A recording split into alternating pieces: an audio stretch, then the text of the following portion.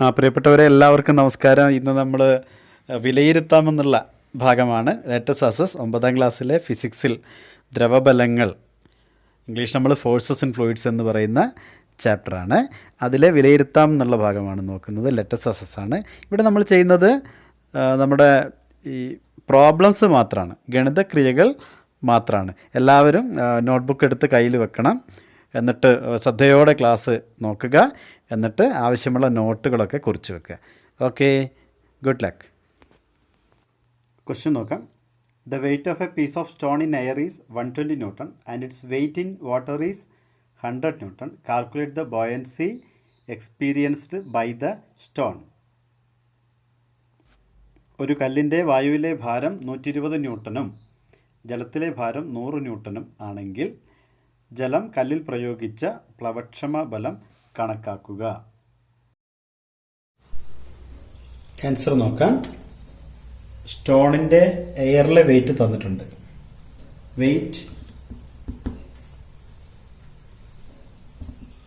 Wait in air, വായുവിലെ ഭാരം തന്നിട്ടുണ്ട്. എത്രയാണ് തന്നത്? 120 ന്യൂട്ടൺ, 120 ന്യൂട്ടനാണ്. ഇനി ജലത്തിലെ ഭാരം തന്നിട്ടുണ്ട്. വെയിറ്റ് ഇൻ വാട്ടർ, ജലത്തിലെ ഭാരം എത്രയാണ്? 100 ന്യൂട്ടൺ. എന്താണ് കണ്ടുപിടിക്കേണ്ടത്? What should we find out? പ്ലവക്ഷമ ബലം കാണണം, ബോയൻസി കാണണം. അപ്പൊ ബോയൻസി കണ്ടുപിടിക്കാം.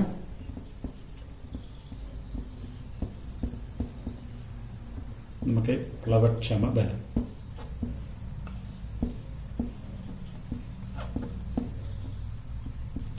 എങ്ങനെ? Equation weight in air minus weight in water.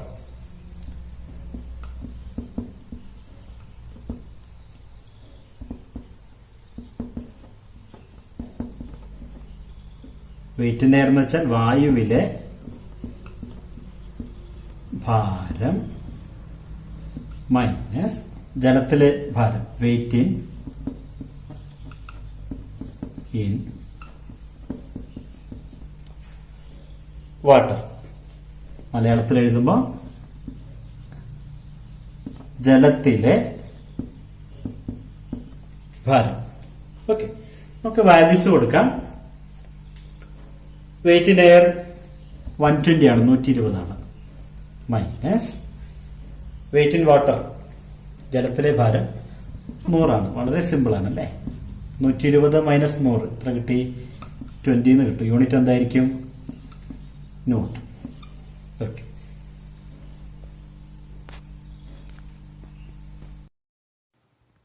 Question വായിക്കാം. 1000 ന്യൂട്ടൺ ഭാരമുള്ള ഒരു വസ്തു ജലത്തിൽ താഴ്ന്നു പോകുന്നു. കവിഞ്ഞൊഴുകിയ ജലത്തിൻ്റെ ഭാരം 250 ന്യൂട്ടൺ. എ, വസ്തുവിൻ്റെ ജലത്തിലെ ഭാരം എത്രയായിരിക്കും? ബി, ഇതേ ഭാരമുള്ള മറ്റൊരു വസ്തു ജലത്തിൽ പൊങ്ങിക്കിടക്കുന്നുവെങ്കിൽ ആ വസ്തുവിൻ്റെ ജലത്തിലെ ഭാരം എത്രയായിരിക്കും? അപ്പോൾ കവിഞ്ഞൊഴുകിയ ജലത്തിൻ്റെ ഭാരം എത്രയായിരിക്കും?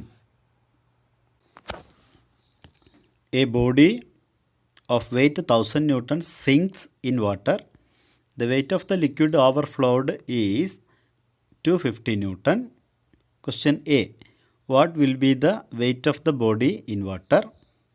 Question B, a body of the same weight as above floats in water. What is its weight in water? What will be the weight of the water displaced? എന്തൊക്കെയാണ് തന്നിരിക്കുന്നത് നോക്കൂ. വസ്തുവിന്റെ ഭാരം തന്നിട്ടുണ്ട്, വെയിറ്റ് ഓഫ് ഒബ്ജക്റ്റ്, അത് 1000 newton ആണ്. പിന്നെ water overflowed or displaced, അത് 250 ന്യൂട്ടൺ ആണ്. കവിഞ്ഞൊഴുകിയ ജലത്തിന്റെ ഭാരം തന്നിട്ടുണ്ട്. ഓക്കെ, നമ്മൾക്ക് ഈ ചോദ്യത്തെ 2 പാർട്ടായിട്ട് തിരിക്കാം. ഒന്ന്, മുങ്ങിയിരിക്കുന്ന അവസ്ഥയിൽ ജലത്തിൽ എത്ര വെയിറ്റ് ഉണ്ടായിരിക്കും, ഒബ്ജക്റ്റിന് എത്ര വെയിറ്റ് ഉണ്ടായിരിക്കും. ഓക്കെ, ഇനി പൊങ്ങിയിരിക്കുന്ന അവസ്ഥയിൽ ഈ വസ്തുവിന് എത്ര വെയിറ്റ് ഉണ്ടായിരിക്കും. ഇപ്പൊ ചോദ്യം വ്യക്തമാണ് അല്ലേ? മുങ്ങിയിരിക്കുന്ന അവസ്ഥയിലുള്ള വെയിറ്റ് തന്നെയാണോ പൊങ്ങിയിരിക്കുന്ന അവസ്ഥയിൽ വസ്തുവിന് ഉണ്ടാവുക എന്നുള്ളതാണ് നമുക്ക് ഇവിടെ മനസ്സിലാവുന്നത്. ഓക്കെ, ചെയ്തു നോക്കാം. ആദ്യം നമ്മൾ ചെയ്യുന്നത് എ എന്നുള്ള ഭാഗമാണ്. മുങ്ങിയിരിക്കുന്ന സമയത്ത് ജലത്തിലെ ഭാരം എത്രയായിരിക്കും? ഓക്കെ, അപ്പൊ നമ്മളിവിടെ ചെയ്യുന്നത് മുങ്ങിയിരിക്കുമ്പോൾ എയുടെ ഭാഗം എ പാർട്ടാണ്. മുങ്ങിയിരിക്കുമ്പോൾ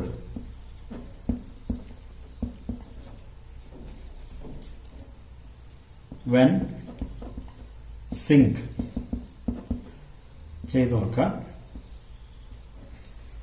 മുങ്ങിയിരിക്കുന്ന സമയത്ത് ചെയ്യാം. നമുക്കിവിടെ ബോയൻസി വെച്ചാണ് ചെയ്യാം. ബോയൻസിയുടെ ഇക്വേഷൻ എന്തായിരുന്നു? ബോയൻസി എന്തായിരുന്നു?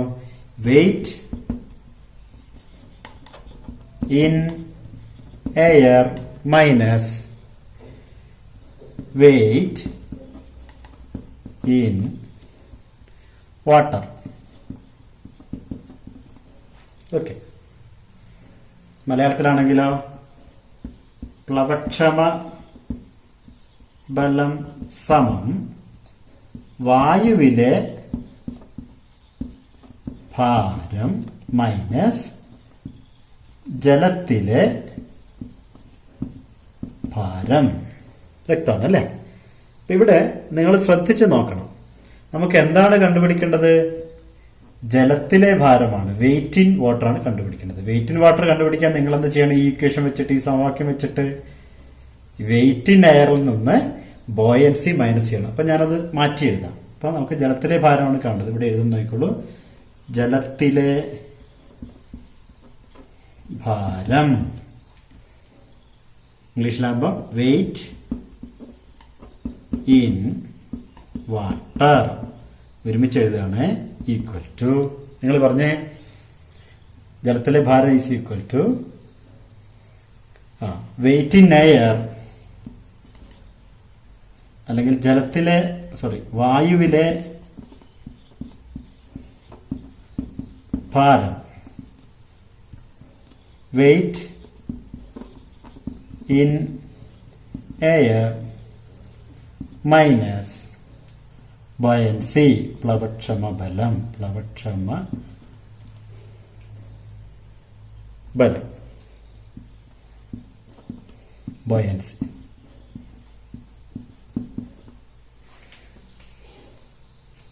ഓക്കെ,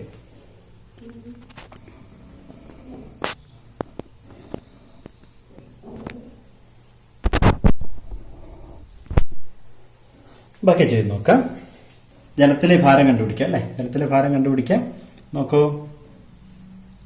ഈക്വൽ ടു വായുവിലെ ഭാരം എത്ര തന്നിട്ടുണ്ട്? വസ്തുവിന്റെ വായുവിലെ ഭാരം 1000 ആണ്. മൈനസ്, ഇവിടെ ശ്രദ്ധിക്കേണ്ടത് പ്ലവക്ഷമ ബലം എന്നുള്ളത്, ബോയൻസി എന്നുള്ളത് മുങ്ങിയിരിക്കുന്ന സമയത്ത് ഡിസ്പ്ലേസ് ചെയ്ത ജലത്തിന് തുല്യമായിരിക്കും. ഇത് രണ്ടും തുല്യമായിരിക്കും. അപ്പൊ പ്ലവക്ഷമ ബലം എന്നുള്ളത് എന്താണ്? ഇത് തന്നെയാണ്. കവിഞ്ഞൊഴുകിയ വെള്ളത്തിന്റെ അല്ലെങ്കിൽ വാട്ടർ ഡിസ്പ്ലേസ് ചെയ്തതിന്റെ വാല്യൂവിന് തുല്യമാണ്. അത് എത്രയാണ്? 250, 250 ആണ്. അപ്പൊ ആൻസർ എത്രയാണ്? 750, 750 ന്യൂട്ടൺ. ഇനി നമുക്ക് അടുത്ത ചോദ്യത്തിലേക്ക് പോകാം. പൊങ്ങിയിരിക്കുന്ന സമയത്ത്, അപ്പൊ ഇതിലെ തന്നിരിക്കുന്ന വിവരങ്ങൾക്കൊന്നും ഡാറ്റകൾക്കൊന്നും യാതൊരു മാറ്റവും. വസ്തുവിന്റെ ഭാരം 1000 തന്നെയാണ്. പിന്നെ വാട്ടർ പുറത്തേക്ക് ഒഴുകിയത് അല്ലെങ്കിൽ ഡിസ്പ്ലേസ് ചെയ്തത് 250 ന്യൂട്ടൺ തന്നെയാണ്. ഓക്കെ, ഇവിടെ മാറ്റം വന്നിട്ടുണ്ട്. വെൻ ഫ്ലോട്ടിംഗ്, ഇക്വേഷനിലൊന്നും മാറ്റമില്ല. ബോയൻസി കാണാനുള്ള equation weight in air minus weight in water. വായുവിലെ ഭാരം കുറയ്ക്കണം, ജലത്തിലെ ഭാരമാണ്. ജലത്തിലെ ഭാരം കണ്ടുപിടിക്കാനാണ് വീണ്ടും ചോദ്യമുള്ളത്. അതെന്താണ്? ഇക്വേഷൻ മാറ്റമില്ല. വായുവിലെ ഭാരം കുറയ്ക്കണം, പ്ലവക്ഷമ ബലം. ഇവിടെ നിങ്ങൾ വീണ്ടും ശ്രദ്ധിക്കണം, നേരത്തെ പറഞ്ഞത് പ്ലവക്ഷമ ബലം വാട്ടർ ഡിസ്പ്ലേസ് ചെയ്തതിന് തുല്യമാണ്. ഇവിടെയും അത് തുല്യമാണ്. പക്ഷേ ഇവിടെ പൊങ്ങിയിരിക്കുന്ന സമയത്ത് പ്രിൻസിപ്പിൾ ഓഫ് ഫ്ലോട്ടേഷൻ ആണ് നമ്മൾ ഉപയോഗിക്കുന്നത്. പ്ലവന തത്വമാണ്. എന്തായിരുന്നു പ്ലവന തത്വം? പൊങ്ങിയിരിക്കുന്ന സമയത്ത് പ്ലവന തത്വം എന്തായിരുന്നു? ഈ വസ്തുവിന്റെ ഭാരം എത്രയാണോ, ഇതാണ് വസ്തുവിന്റെ ഭാരം എത്രയാണോ അത്രയും ജലം പുറത്തേക്ക് പോകും. അപ്പൊ എത്ര ന്യൂട്ടൺ ഭാരം ജലം പുറത്തേക്ക് പോകും? ഓക്കെ, ആദേശം ചെയ്യപ്പെടും, ഡിസ്പ്ലേസ് ചെയ്യപ്പെടും 1000 ന്യൂട്ടൺ തന്നെ.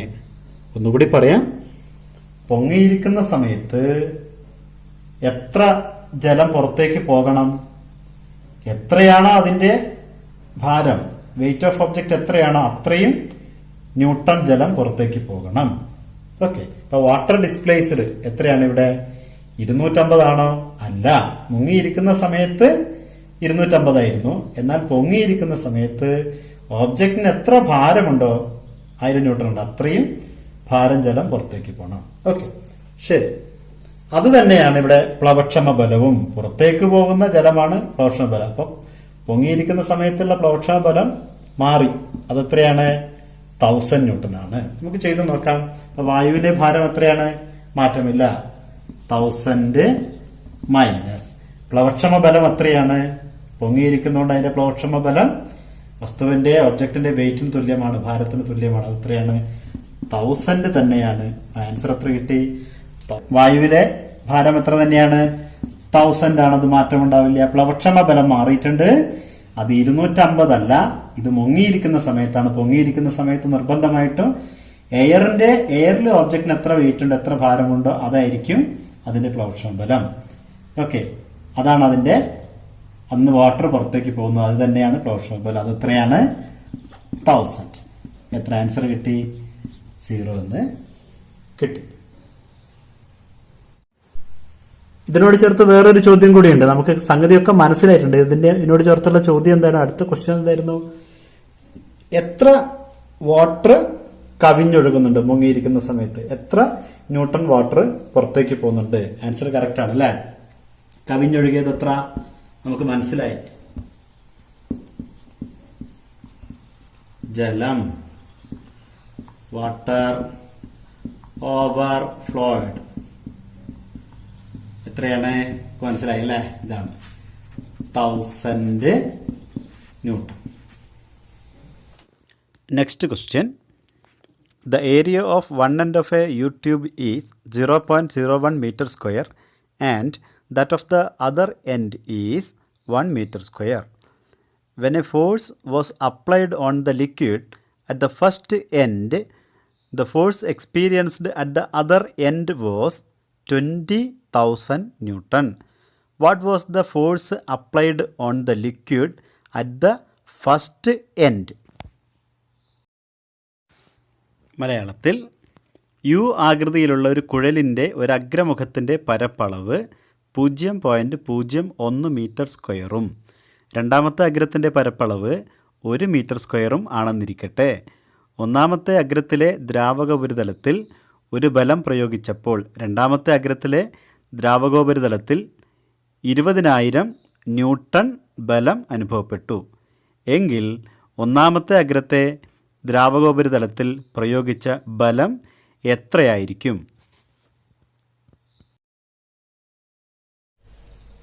ഇവിടെ യു ആകൃതിയിലുള്ള ഒരു യു ട്യൂബാണ് തന്നത്. ഇതിന്റെ A1 എന്നുള്ള ഭാഗം കണ്ടല്ലേ, ഇത് ഛേദതല പരപ്പളവാണ്.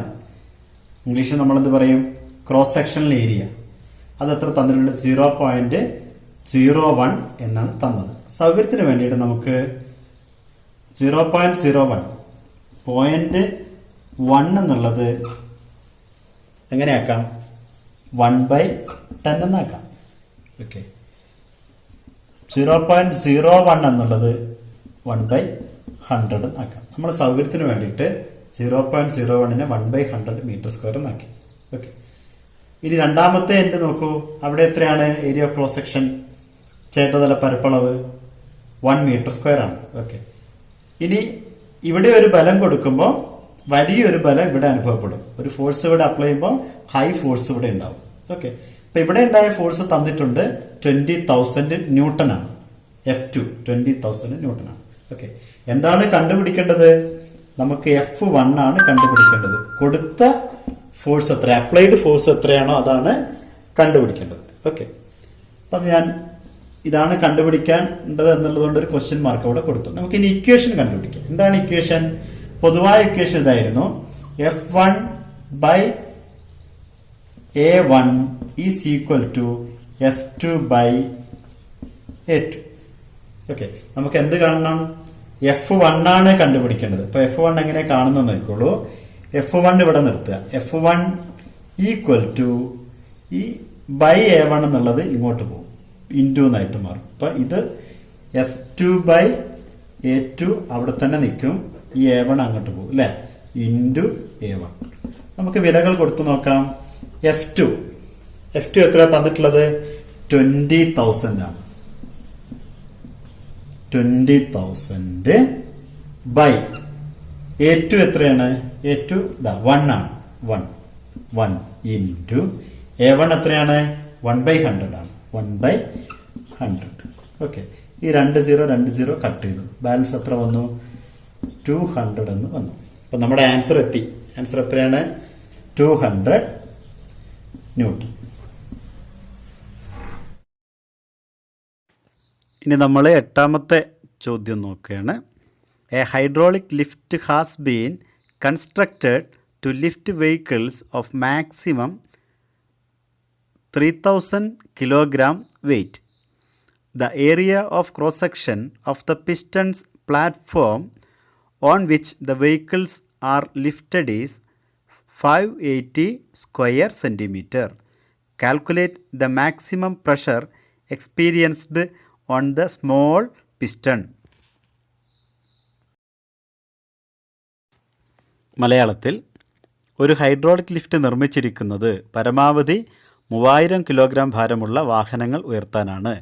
ഇതിൽ വാഹനം നിർത്തുന്ന പ്ലാറ്റ്ഫോം ഘടിപ്പിച്ചിരിക്കുന്ന പിസ്റ്റണിൻ്റെ പ്രതല പരപ്പളവ് 580 സെൻറ്റിമീറ്റർ സ്ക്വയർ ആണ്.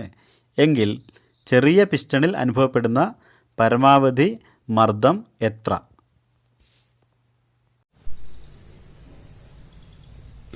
നമുക്ക് ചെയ്തു നോക്കാം. ഈ ചിത്രത്തിൽ കാണുന്നത് പോലെ A1 A2 എന്ന 2 പിസ്റ്റണുകളാണ്. A1ൽ അനുഭവപ്പെടുന്ന ഫോഴ്സ് F1 എന്നും A2ൽ അനുഭവപ്പെടുന്ന ഫോഴ്സ് F2 എന്നും കൊടുത്തിട്ടുണ്ട്. അതുപോലെ നമ്മുടെ പാസ്കൽ നിയമം എന്തായിരുന്നു?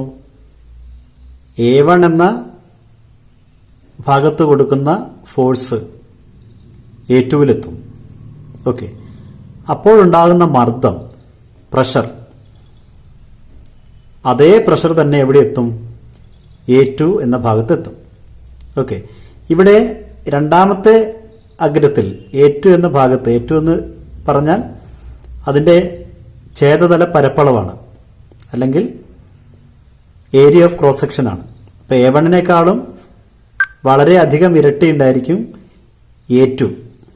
ഓക്കെ, അപ്പം ഇവിടെ തിയറി, സിദ്ധാന്തം അനുസരിച്ച്, ഇവിടെയുള്ള പാസ്കൽ നിയമം അനുസരിച്ച് 1ാമത്തെ ഭാഗത്ത് കൊടുക്കുന്ന മർദ്ദം P1 ആണ്, 2ാമത്തെ ഭാഗത്ത് അനുഭവപ്പെടുന്ന മർദ്ദം P2 ആണ്. ഇത് രണ്ടും തുല്യമായിരിക്കും. മർദ്ദം കാണാനുള്ള സമവാക്യം, പ്രഷർ കാണാനുള്ള ഇക്വേഷൻ എന്താണ്? Pressure P is equal to F/A ആണ്. ഫോഴ്സ് പെർ യൂണിറ്റ് ഏരിയ ആണ്. ഒരു യൂണിറ്റ് പ്രതലത്തിൽ അനുഭവപ്പെടുന്ന ബലത്തിനെയാണ് നമ്മൾ മർദ്ദം എന്ന് പറയുക. അതുകൊണ്ടാണ് ഇക്വേഷൻ P1, 1ാമത്തെ ഭാഗത്ത് അനുഭവപ്പെടുന്ന പ്രഷർ, മർദ്ദം എത്രയാണ്? അവിടുത്തെ ബലം F1 ബൈ അവിടെയുള്ള ഏരിയ A1. ഏരിയ എന്ന് വെച്ചാൽ പരപ്പളവ്. ഓക്കെ, 2ാമത്തെ ഭാഗത്തോ ഉണ്ടാകുന്ന മർദ്ദം P2 ആണ്. അവിടെയുള്ള ബലം എത്രയാണ്? F2, force F2 by A2. A2 ആണ് അവിടുത്തെ പരപ്പളവ്, area of cross section. Okay, Pascal നിയമപ്രകാരം P1 എന്നുള്ള മർദ്ദവും P2 എന്നുള്ള മർദ്ദവും ഈക്വൽ ആയിരിക്കും, തുല്യമായിരിക്കും. ഓക്കെ, അപ്പോൾ നമ്മളോട് എന്ത് കാണാനാണ് ചോദിച്ചത്? ചോദ്യം ഇതാണ്. എന്താണ് ചോദ്യം? 1ാമത്തെ പിസ്റ്റണിൽ അനുഭവപ്പെടുന്ന മർദ്ദം എത്രയായിരിക്കും എന്നാണ് കണ്ടുപിടിക്കേണ്ടത്. ഇതിന്റെ ഒരു എളുപ്പ വഴി എന്തായിരിക്കും? ഏതെങ്കിലും ഒരു പിസ്റ്റണിലെ മർദ്ദം കണ്ടുപിടിച്ചാൽ മതി. ഓക്കെ, നമ്മൾ പഠിച്ചിട്ടുണ്ട് P1 ഉം P2 ഉം തുല്യമാണ്. അപ്പം നമുക്കത് കണ്ടുപിടിക്കാം. ഓക്കെ, അതിനെന്തൊക്കെ വേണം മർദ്ദം കണ്ടുപിടിക്കാൻ? നോക്കൂ, മർദ്ദം കണ്ടുപിടിക്കാനുള്ള ഇക്വേഷൻ എന്താണ്? മർദ്ദം or pressure P is equal to F/A ആണ് അല്ലേ? ബലവും പരപ്പളവും വേണം. ഓക്കെ, ഇവിടെ ബലം നമുക്ക് തന്നിട്ടില്ല.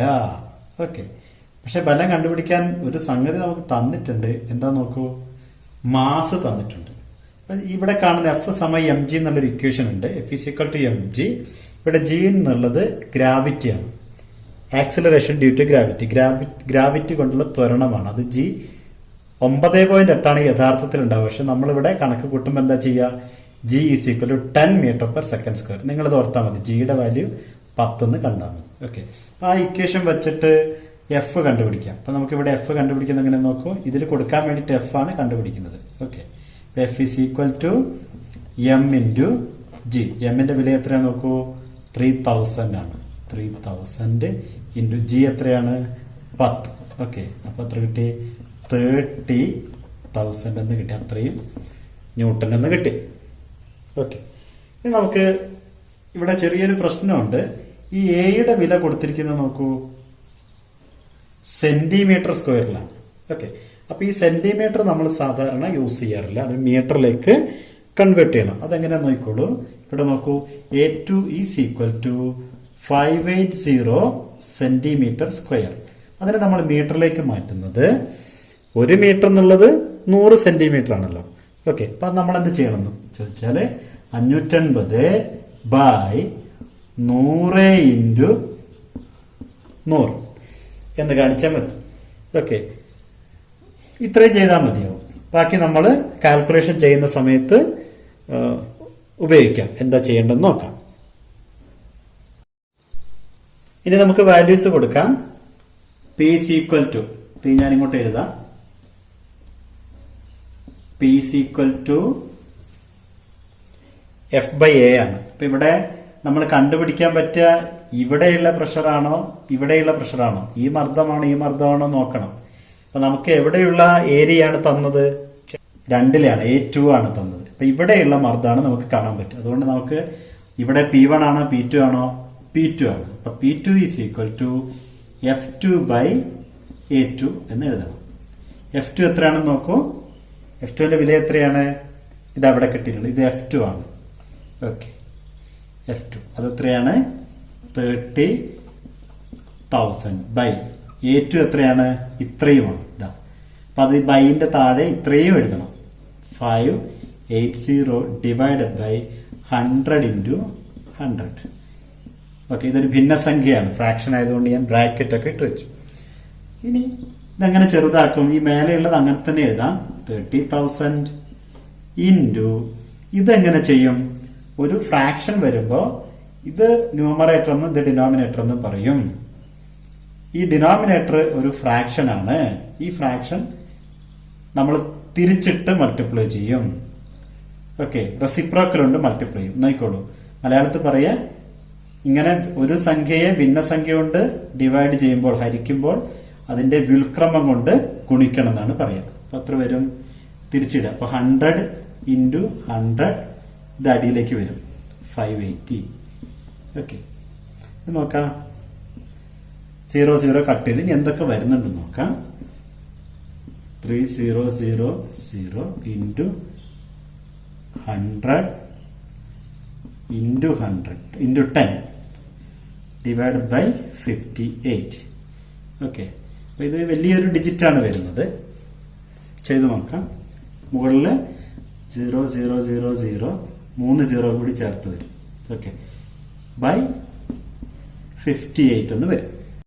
Answer 5,17,241 Pascal. പ്രഷറിന്റെ യൂണിറ്റ് ആണ്, മർദ്ദത്തിന്റെ യൂണിറ്റ് ആണ് പാസ്കൽ.